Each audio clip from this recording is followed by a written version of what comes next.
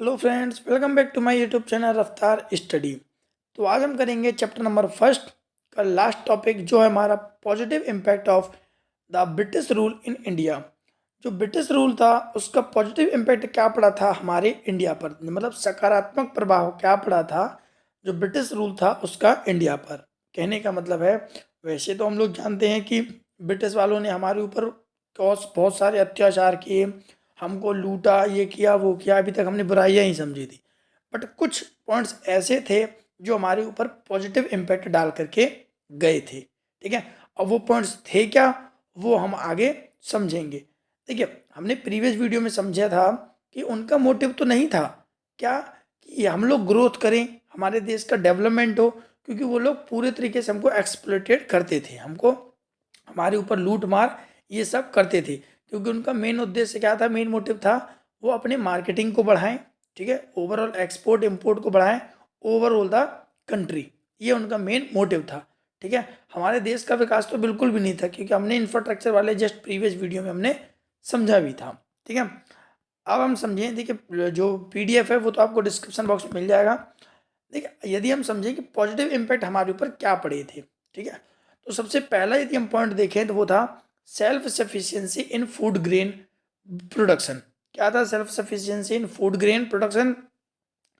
British initiate the commercialization of agriculture that help in the achieving self sufficiency in food grain। देखिए, short points दे रखे हैं but effective points दे रखे हैं। ठीक है ना, अब ये मत कहिएगा जो कंटेंट है वो छोटा है, मैं एक्सप्लेन अच्छे तरीके से कर रहा हूँ आपको, तो आप कंटेंट यहाँ पे से ला सकते हैं, आप लिख सकते हैं, बट मैं एक्सप्लेन करता हूँ। देखिए, हुआ क्या था यहाँ पे, सेल्फ सफिशिएंसी का कहने का मतलब है आत्मनिर्भर बनना है। ठीक, आत्मनिर्भर का कहने का मतलब था हमको दूसरों पर डिपेंड नहीं रहना कि वहां की बरसात होगी तो खेती होगी, या फिर सामने वाले की खेती होगी तो हमारी होगी, ये नहीं देखना था।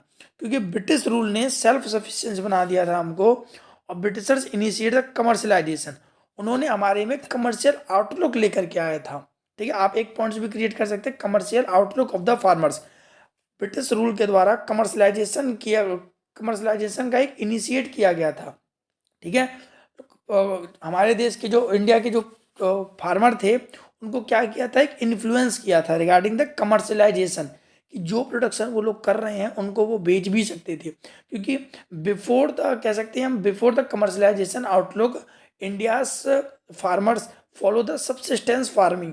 We already discuss about it, हम पहले से पढ़ चुके हैं सब्सिस्टेंस फार्मिंग के बारे में, जीवन निर्वाह कृषि जो सिर्फ जीवन जीने के लिए की जाती थी। ठीक है, बट ब्रिटिशर्स ने कमर आउटलुक को हमारे चेंज किया, उन्होंने हमको प्रॉफिट के बारे में बताया। जैसे उनका उनका कहना ये था कि जब आप 10 बोरी गेहूँ गेहूँ का पैदावार करते हैं आप, ठीक है, ये गेहूँ का पैदावार करते हैं 10 बोरी, और आपका सफिशियंट है 10, जो 10 बोरी है वो सफिशियंट है।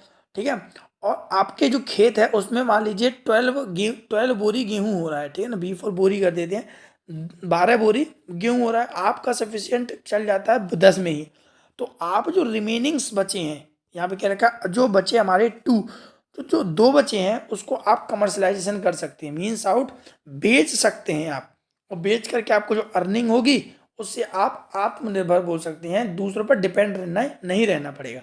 तुम खुद इस चीज़ को प्रोडक्शन कर सकते हो और पैसा अर्न भी कर सकते हो, ये तो उनका कहना था। तो एक तो सबसे पहला पॉजिटिव ये इम्पैक्ट डले था कि कमर्शियल आउटलुक आया था हमारे ऊपर, सेल्फ सफिशिएंस बन गए थे हम। ठीक है ना, तो कमर्शलाइजेशन का जो टेक्निक थी ब्रिटिशर्स के द्वारा ही दी गई थी। ठीक है, जिसमें किसानों का जो माइंड सेट था वो ओवरऑल चेंज हुआ था, और फिर उनका किसानों का भी मानना था कि हम भी अब अर्निंग कर सकते हैं। ठीक है, आगे यदि मैं बात करूं, better means of transportation, better means of transportation, ये तो खैर हमारे लिए ट्रांसपोर्ट एक पॉजिटिव इम्पैक्ट डाला था कि डेवलपमेंट हो गए थे हमारे roads, railway provide the chief and rapid means of transports.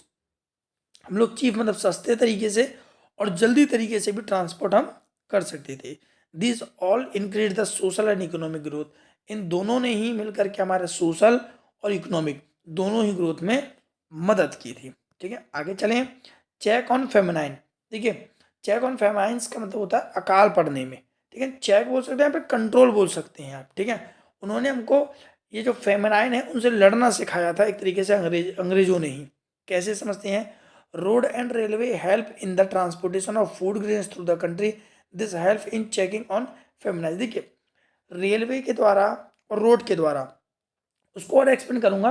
Railway और रोड के द्वारा क्या किया गया था, जहां जहां पर शॉर्टेज था, जहां जहां पर अकाल पड़ता था, तो आप थ्रू द रोड, रेलवे के तरीके से जहां पर शॉर्टेज है उस चीज़ की, इजीली तरीके से, जल्दी तरीके से, चीपेस्ट तरीके से आप उसको अवेलेबल करवा सकते थे, पहुंचा सकते थे, ठीक है ना। कंट्रोल ऑफ फेमिनाइन का कहने का मतलब यही है, क्योंकि हम मोमेंटम जल्दी कर सकते थे इस टाइम पर। पहले क्या होता था, कहीं दूर दराज देशों में कहीं अकाल पड़ा है तो हम उसको चाहकर भी मदद नहीं कर पाते थे, क्योंकि हमारे पास सुविधा नहीं थी वहां तक ले जाने, लाने ले आने की, ठीक है। तो मोमेंटम ऑफ फूड ग्रेन्स था वो इजी तरीके से हो जाता था, और फेमिनाइंस पे हम कंट्रोल पा सकते थे, ठीक है ना। तो ये एक फैसिलिटी प्रोवाइड करवाई गई थी, किसके द्वारा? ब्रिटिशर्स के ही द्वारा। आगे यदि हम बात करें shift to monetary economy, shift to monetary economy का कहने का मतलब है कि जो हमारा जो पहले जो सिस्टम चलता था वो बार्टर सिस्टम का चलता था, ठीक है ना। यहाँ पे दे भी रखा है, देखिए पॉइंट्स मैंने कहा था, पॉइंट छोटे जरूर है बट इफेक्टिव है। Indian economy shifted from barter system monetary economy under the British rule.